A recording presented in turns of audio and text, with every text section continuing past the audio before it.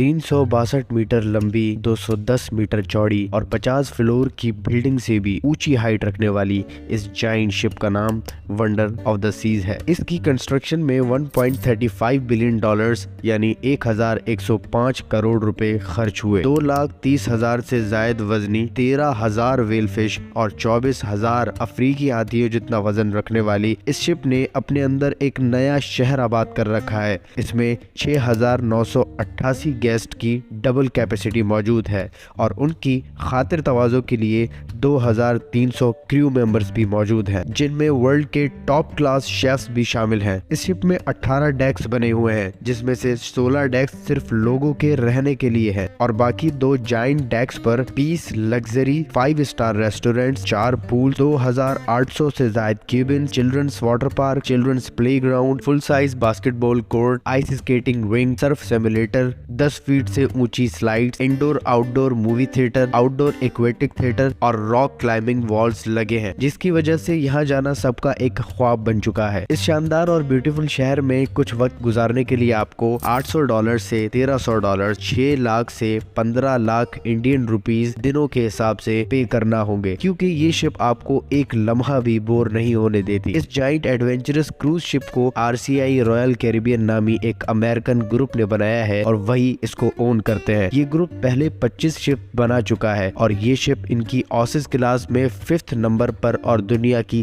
सबसे बड़ी cruise ship बन चुकी है। RCI की ऑसिस क्लास में वो तमाम शिप्स शामिल होती हैं जिनमें फैसिलिटीज और वो साइज के लिहाज से टाइटैनिक से 5 गुना ज्यादा होती है। टाइटैनिक डूबने के बाद क्रूज शिप इंडस्ट्री पूरी तरीके से डिस्ट्रॉय हो चुकी थी, जिसके बाद कोई भी अपना लाइफ का रिस्क दोबारा नहीं लेना चाहता था। लेकिन रॉयल कैरिबियन जैसे ग्रुप लोगों को अपनी मार्केटिंग स्ट्रेटजी के जरिए इस बात का यकीन दिलाने में कामयाब रहे कि लोगों की सेफ्टी उनकी सबसे पहली प्रायोरिटी होगी। Welcome to the new video of the Unfolder. दोस्तों, RCI ने इस शिप को बनाने का कॉन्ट्रैक्ट फ्रांस की एक कंपनी STX फ्रांस को दिया, जिनको ये जायंट शिप 3 साल के अरसे में मुकम्मल करके RCI को डिलीवर करनी थी, जो कि STX फ्रांस के लिए एक बहुत बड़ा चैलेंज था। RCI ग्रुप ये चाहता था कि उसकी शिप के अंदर बैठे किसी भी मेंबर को वाइब्रेशन या उस शिप की चलने की मूवमेंट महसूस ना हो, क्योंकि इसके अंदर पूल और क्लब्स भी मौजूद थे। तो RCI ग्रुप ये चाहता था कि उसकी शिप के अंदर बैठे किसी भी मेंबर को मोशन सिकनेस और सी सिकनेस ना हो। ये सारी चीजें 500 माहिर इंजीनियर्स और लाखों वर्कर्स के दिन रात काम करने के बगैर पूरी होनी इम्पॉसिबल थी। शिप को बनाने से लेकर इसकी लॉन्चिंग डेट तक इसके लिए बहुत सारे चैलेंजेस सामने आए। 22.5 नॉट्स यानी 40 किलोमीटर पर आवर की रफ्तार से ट्रेवल करने वाली इस शिप के डिजाइन को इंजीनियरिंग मार्वल भी कहा जाता है। इसका डिजाइन बनाना इंतहाई कॉम्प्लेक्स था, जो कि बनाने वालों के लिए एक सरदर्द बनता जा रहा था, क्योंकि इसमें वो फीचर्स डालने थे जो पिछली किसी शिप्स में मौजूद नहीं थे। और इनका सबसे बड़ा टास्क इस शिप का ऐसा डिजाइन बनाना था जो लोगों को इंजॉयमेंट करते हुए इस शिप की मूवमेंट जरा भी पता ना चलने दे। इस जायंट क्रूज शिप का मॉडल बनाने में ही STX को 2 साल लग गए, यानी अब 3 साल के अरसे में से वो अपने 2 साल डिजाइन बनाने में खत्म कर चुके थे। अब उनको इस शिप को डिलीवर करने के लिए सिर्फ 1 साल का अरसा रहता था और अप्रैल 2021 में उनको ये शिप RCI को डिलीवर करना थी। डिलीवरी की डेडलाइन से 1 दिन भी ऊपर चला जाता तो STX ग्रुप को हर दिन के बदले 2,000 यूरोज हर दिन पे करना होंगे। इन तमाम बातों को नजर में रखते हुए 3D डिजाइनर्स ने इस शिप के 210 मॉडल्स पेश किए, जिसमें से सबसे बेस्ट मॉडल सिलेक्ट किया गया। 2 साल का अरसा शिप की डिजाइनिंग में ही गुजर चुका था और अब बारी थी इस शिप की बाकायदा कंस्ट्रक्शन की। दूसरा बड़ा चैलेंज अब इस शिप को बनाने का था, जो कि एक बहुत मुश्किल टास्क था। 150 हेक्टर्स बड़े फ्रांस के सेंट नज़ीर शिपयार्ड में 10,000 से जायद आयरन शीट्स हर दिन मंगवाई जाती थी। कौन सा पार्ट कैसे और कहां और कितना बड़ा फिट होगा, ये सब कुछ पहले ही डिसाइड कर लिया गया था। अब बस बारी थी इस शिप को प्रॉपर और एक्यूरेसी के साथ कंस्ट्रक्शन करने की। इन मोटी मोटी शीट्स को काटने के लिए रोबोटिक आर्म्स टेक्नोलॉजी का इस्तेमाल किया गया, जिससे इस स्टील के पीसेस एक्यूरेसी और कैलकुलेशन के हिसाब से काटने थे, वरना इनकी 2 साल की मेहनत पल भर में बर्बाद हो सकती थी। इसको मैनुअली हाथों की मदद से करना इम्पॉसिबल था। इस शिप को बनाने के लिए 450 तरीके के अलग अलग शेप्स मंगवाए जाते थे और इनको रोबोटिक आर्म टेक्नोलॉजी के जरिए कट और वेल्ड करके इससे अलग अलग और कॉम्प्लेक्स शेप बनाए जाते थे, जैसे कि बॉल्बस बो। बॉल्बस बो को मैरीन इंजीनियरिंग की जबान में बल्ब कहा जाता है। ये शिप के पानी में चलने की रफ्तार को बढ़ाता है, काटता है, ताकि शिप अपनी रफ्तार और बैलेंस काफ़ी हद तक मेंटेन रखे। क्योंकि ये सर्कुलर शेप में होता है, इसलिए शीट की मदद से बनाने के लिए काफ़ी एफर्ट्स चाहिए होती हैं। अगर ये बॉल्बस बो ना हो तो शिप को ट्रैवल करने में ज़्यादा इंजन्स पर जोर लगाना पड़ेगा, जिससे 4 गुना ज़्यादा फ्यूल खर्च होगा और अल्टीमेटली शिप की टिकट्स महंगी होंगी। तो कुल मिला के ये बॉल्बस बो इंतहाई अहम था। इसके बाद बारी थी शिप के मेन और सबसे बड़े पार्ट यानी शिप के हल की। शिप का हल शिप का वो हिस्सा होता है जो लाखों टन वजनी शिप को पानी में फ्लोट करके रखता है। ये शिप की मेन बॉडी होती है। इसका डिज़ाइन और शेप इंतहाई और सबसे अहम होता है, क्योंकि ये अलग अलग समंदर में उसके हिसाब से इसका शेप बनाया जाता है, ताकि ये उस हिसाब से समंदर का प्रेशर टैकल कर पाए। इस जायंट क्रूज शिप के लिए 170 हल डिजाइन बनाए गए और उसको सिमुलेटर पर बाकायदा टेस्ट किया गया। ये सारी टेस्टिंग एक डमी शिप पर सेंसर्स लगा कर की गई कि पानी की फोर्स का शिप के हल पर कितना असर होगा। 18 डेक्स जिनमें वो तमाम फैसिलिटीज अवेलेबल करनी थी, जहां सबसे ज्यादा चमक धमक हो। इतनी बड़ी जायंट शिप के डेक्स और फ्लोर्स असेंबल करने के लिए अलग अलग से एक एक फ्लोर को हाफ हाफ शेप में मंगवाया और फिट किया गया, क्योंकि इतनी बड़ी शिप को एक साथ बनाना इम्पॉसिबल था। इसलिए इसको एक पजल गेम की तरह हिस्सों में बनाया गया। इस पूरी शिप को असेंबल करने का प्रोसेस नाइट के टाइम पर किया गया और ये डेक्स नाइट में मंगवाए जाते थे। इस शिप को नाइट में असेंबल करने का मकसद सिमुलेशन का सही से काम करना है।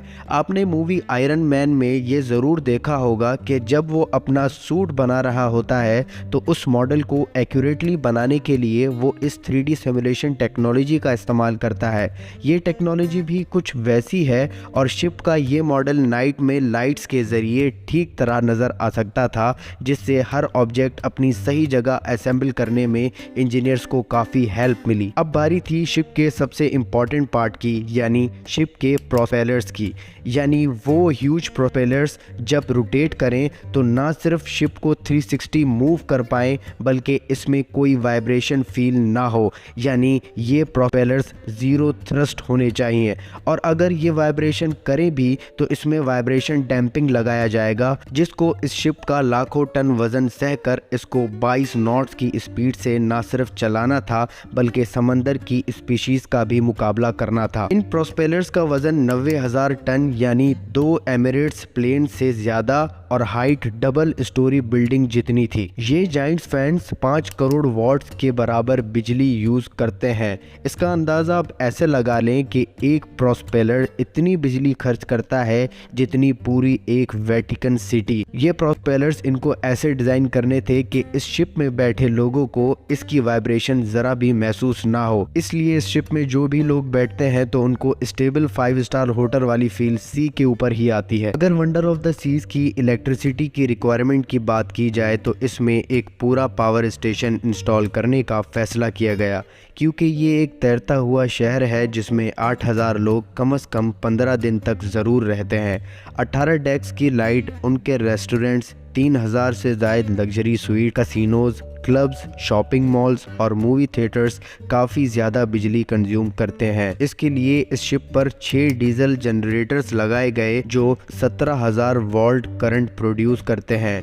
इंजन की डिमांड पूरी करने के बाद इसमें ट्रांसफार्मर्स लगाए गए जो बिजली को 230 वोल्ट में कन्वर्ट करके पैसेंजर्स की कंज्यूमिंग के लिए प्रोवाइड किए जाने थे। इस पूरी शिप की वायरिंग बहुत टेक्निकल और माहिर इंजीनियर्स की मौजूदगी में की गई है, जिसकी लंबाई करीबन 1900 किलोमीटर के करीब है। यानी इंडिया के शहर मुंबई से लेकर श्रीलंका तक पहुंचाई जा सकती है। ये शिप एक एडवेंचर से भरपूर और दुनिया की सबसे बड़ी क्रूज शिप है और मोस्टली इसमें लोग अपनी वेकेशंस एंजॉय करने आते हैं। ये शिप तकरीबन 7 डेज ट्रैवल करती है और पूरे 7 दिन तक 8,000 लोगों को वाटर प्रोवाइड करना भी एक अहम टास्क था, क्योंकि फ्रेश वाटर ना सिर्फ पीने बल्कि पूल्स, कुकिंग वगैरह में भी यूज होता है। है। इंजीनियर्स ने एस्टिमेट लगाया कि एक शख्स सी के माहौल के हिसाब से रोज 200 क्यूबिक वाटर कंज्यूम करता है और अगर शिप में 8000 क्रू मेंबर्स को मिलाकर कैलकुलेट किया जाए तो ये बनता है 16 लाख क्यूबिक वाटर, और वो भी डेली। और लोगों को इस शिप में कम से कम 7 दिन रहना है, तो इसका मतलब इस शिप में 1 करोड़ 12 लाख क्यूबिक वाटर की स्टोरेज होनी लाजमी है, जो कि एक नामुमकिन सी बात थी। इसके लिए इस शिप में ऑनबोर्ड डीसैलिनेशन प्लांट्स लगाए गए जो सी के पानी को गर्म करके इसको हार्ड से सॉफ्ट करने में मदद करते थे। मगर इसमें मज़े की बात ये थी कि इस पूरे प्रोसेस में जो हीट थी वो इलेक्ट्रिसिटी से नहीं बल्कि इसके प्रोपेलर्स के इंजन की हीट से ली गई। वो हीट जो किसी काम की नहीं होती, पहली बार उसको यूज़ में लाया गया, जिससे पैसेंजर्स की लाइफ टाइम की रिक्वायरमेंट इस क्रूज शिप पर पूरी हो गई। अब बारी आती है उस न्यू फीचर की जो सबसे पहले MSC मेरीविलिया शिप में इंट्रोड्यूस करवाया गया, यानी इलेक्ट्रिकल शिप स्टेबलाइजर्स। ये जदीद दौर की एक न्यू टेक्नोलॉजी है जिसमें शिप की ज़रा भी मूवमेंट पैसेंजर्स को फील नहीं होती, क्योंकि ये नया और जदीद फीचर पूरे क्रूज को स्टेबल रखता है। इसमें ऐसे सेंसर्स लगाए गए हैं जो शिप को ज़रा भी लेफ्ट या राइट होने पर उसको टिल्ट नहीं होने देते। शिप को पूरा कंप्लीट करने के बाद अब बारी थी इस शिप की टेस्टिंग की। इंजन्स की लीकेज स्पीड चेक करने के बाद इस शिप को परफेक्ट और क्लियर करार दे दिया गया। इंटीरियर डिज़ाइन में एक सेंट्रल पार्क बनाया गया जिसमें 10,000 से ज़ायद नेचुरल ट्रीज और स्पीशीज रखे गए हैं और 150 लॉन्ग सी फ्रंट शॉपिंग मॉल है। इसके साथ साथ लग्जरी स्वीट्स और पूल जो रात में डांसिंग क्लब में कन्वर्ट हो जाते हैं। 2022 से ये वर्ल्ड लार्जेस्ट शिप सर्विस में है, जो कि एक इंजीनियरिंग मार्वल है। उम्मीद है कि द अनफोल्डर की ये वीडियो आप भरपूर लाइक और शेयर करेंगे। मिलते हैं एक न्यू वीडियो में।